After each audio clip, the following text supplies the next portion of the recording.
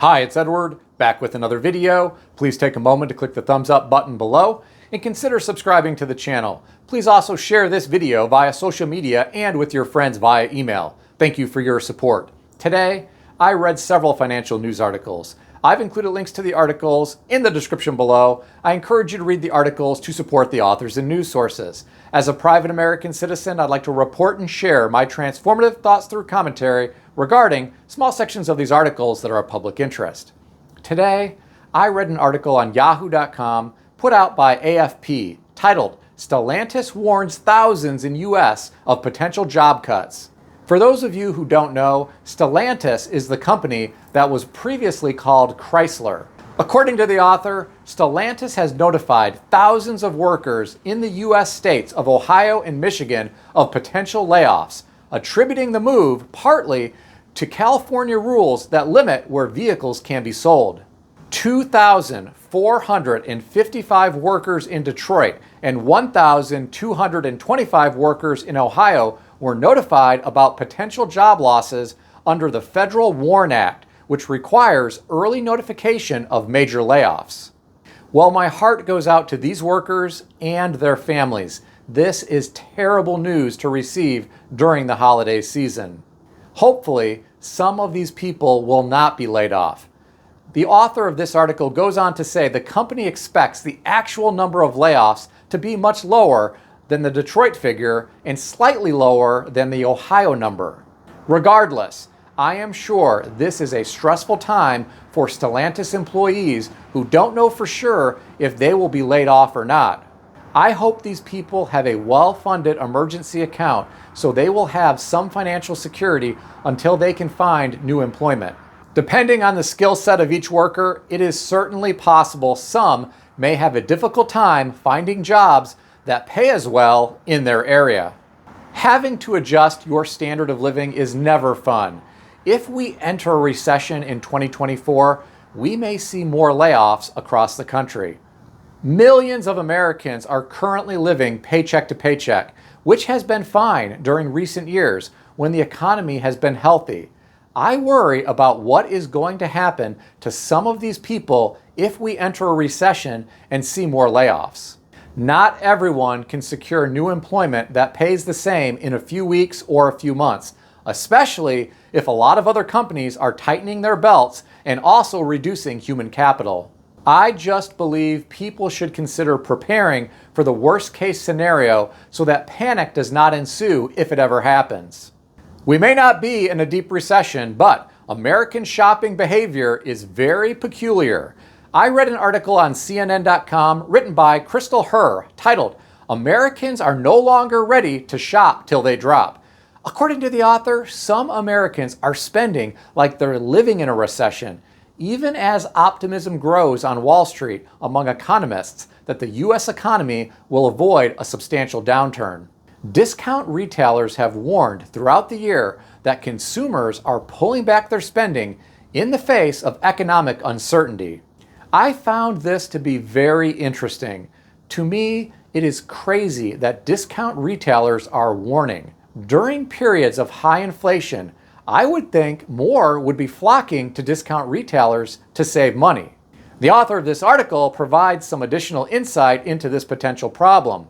According to the author, the Dollar General CEO said, and I'll quote, "Our customer continues to tell us they are feeling significant pressure on their spending, which is supported by what we see in their behavior." Here's what I think. Perhaps the demographic that shops at Dollar General has less money to spend because they are paying higher rent, dealing with higher credit card interest rates, and dealing with the higher cost of food. The author went on to discuss Walmart. According to the author, Walmart warned that consumer spending could weaken after the holiday shopping season as Americans' credit card debt piles up and bank accounts drain. Here are my thoughts. I suspect what the author is describing is accurate. The author didn't mention buy now, pay later services, which many people are using this holiday season. Those who are using these services right now may feel some financial pain in the very near future. This may further impact their spending at stores like Walmart and Dollar General. Based on everything that I have been reading recently, this is a real possibility in my opinion. What do you think? Share your thoughts in the comments section below. Discount retailers aren't the only companies that are experiencing a slowdown. I read an article today on CNN.com written by Jordan Valinsky titled, "Jack Daniel Needs a Drink. Whiskey Sales Are Falling." According to the author, Jack Daniel would probably pour himself a stiff one after seeing his parent company's earnings. Brown-Forman, the maker of several spirits, said sales of its Jack Daniel's whiskey fell 1% in the first half of its current fiscal year, a sharp contrast when compared to the same time period a year ago when they rose 9%. Well, ladies and gentlemen, this is very interesting information. This may be one more sign of what is happening with the American consumer. I am sure some everyday people may have to alter their alcohol intake due to their financial situation this year. I have no doubt some individuals are having to make adjustments due to inflation. There are some everyday Americans who aren't making adjustments in their life due to inflation. I say this after reading an article on Investopedia.com written by Decon Hyatt titled, "Card Debt Hits Another Record High as Consumers Keep Putting Purchases on Plastic." According to the author, U.S. consumers are still spending freely and they're using their credit cards to do it. U.S. consumers added another $2.9 billion to their revolving debts, mainly credit cards, in October, bringing the total to a fresh record high of nearly $1.3 trillion, the Federal Reserve said Thursday. Did you pick up on the part where the author said consumers added another $2.9 billion to their revolving debts? This means many everyday Americans are not able to pay off this debt at the end of the billing cycle. They are letting it pile up. In my opinion, this is scary given the high level of interest being charged by credit card companies right now. While I am sure some Americans refuse to alter their lifestyle to adjust for inflation and are relying on credit cards to maintain their standard of living, I have no doubt there are others who are doing their best to live far beneath their means, but it's not enough. Somewhere here in America, there is someone right now swiping a credit card because that is the last resort to pay for food or medication. It saddens me that some everyday people are in this type of difficult situation. To my point, the author of this article said credit card debt has grown faster than any other category of debt over the past 2 years, according to an analysis by economists at Wells Fargo last week. It's grown at a rate 7 times higher than it did between the end of the Great Recession and the onset of the pandemic, suggesting that many consumers simply don't have a choice but to use their credit cards to pay for their ever-growing expenses. Here are my thoughts. I can't believe that credit card debt has grown at a rate 7 times higher than it did between the end of the Great Recession and the onset of the pandemic in 2020. This just shows you how inflation may be impacting everyday Americans. I hate to see people relying on credit cards to survive. This is not a healthy situation to be in. At some point, this may catch up with people. I wish more people could find a way to live beneath their means and operate with cash so they don't fall into a credit card trap. I'm not trying to discourage anyone from using credit cards. I use credit cards all the time for the convenience, security, and the cash back.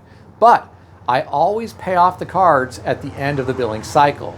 Not everyone has the discipline to do this. For those who lack this discipline, it may be better to use cash for purchases to avoid temptation. Not only are people racking up credit card debt, some are falling behind on their payments. According to the author, a growing number of people, especially those under 40, are falling behind on their card payments as financial pressures mount. This is according to a report last month by the Federal Reserve Bank of New York. I hate to hear about people falling behind on their credit card payments. Late fees and high levels of interest increase profits for credit card companies. What continues to bother me is this is all happening during a time when leaders in this country are telling us that the economy is booming. I'm not making this up.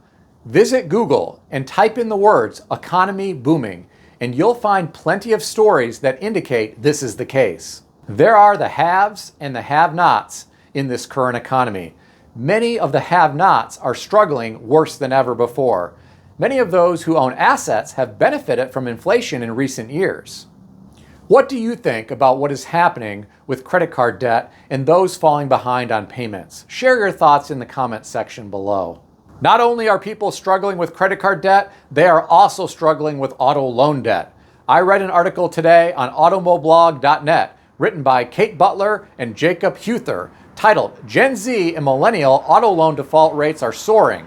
According to the authors, young adults are defaulting on auto loans at an alarming rate. In 2019, before the pandemic began, Gen Z had a past due rate of 1.75%. Today, past due rates have reached as high as 2.21% among Gen Z car owners. Similarly, millennials now show increased past due rates of 2.14% compared with 1.66% before the pandemic. Well, ladies and gentlemen, I am surprised that these past due rates are not a lot higher than this. A lot of people went out and purchased a new car, truck, or van in recent years, and that was not cheap to do. Many people overpaid for vehicles by thousands, and in some cases, tens of thousands of dollars, especially if we are talking about luxury vehicles that some people just had to have. For some, it has to be depressing to make that payment month after month after month for years to come. Keep in mind, a lot of people took out 72-month, 84-month, or 96-month loans for these expensive vehicles.